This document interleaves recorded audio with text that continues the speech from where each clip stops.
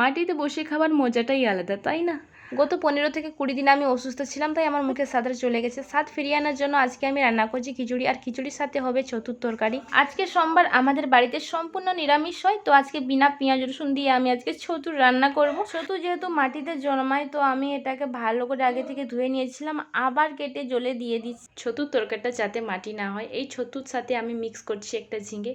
এই ঝিঙেটা আমার মা বাড়ি থেকে এনেছেন, কালকেই এসেছেন। তো ভালো করে ঝিঙে আর ছতু ধুয়ে নিয়েছি। আজকে ফোড়নে আমি দিয়েছি সরিষা, এলাচ আর জোয়ান। যেহেতু জিরে ছিল না, তাই জিরে দিইনি।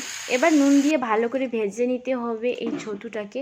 এই দেখো, এই পুটকি লঙ্কাটা আমার বোন এনেছিল তার শ্বশুর বাড়ি থেকে, কিন্তু এটা ফোড়নে দেওয়ার কথা ছিল, আমি তো ভুলেই গেছি, তো এখনই দিয়ে দিচ্ছি। ছতুগুলো ভাজা ভাজা হয়ে যাওয়ার পর আমি এতে দিয়ে দিচ্ছি লঙ্কা, হলুদ আর জিরের মিশ্রণ। ভালো করে কষিয়ে নিয়ে উপর থেকে ছড়িয়ে দিলাম নারকেল কোড়া, আর তার উপরে জল দিয়ে ঢেকে নেওয়ার পরই বেশ রান্না হয়ে গেল ছতু আর ঝিঙে নিরামিষ তরকারি। সন্ধ্যা দেওয়ার পর আমি চলে এসেছি খেতে। খিচুড়িটা যেহেতু প্রচুর গরম ছিল, তাই আমি ফ্যানটা চালিয়ে দিয়েছি।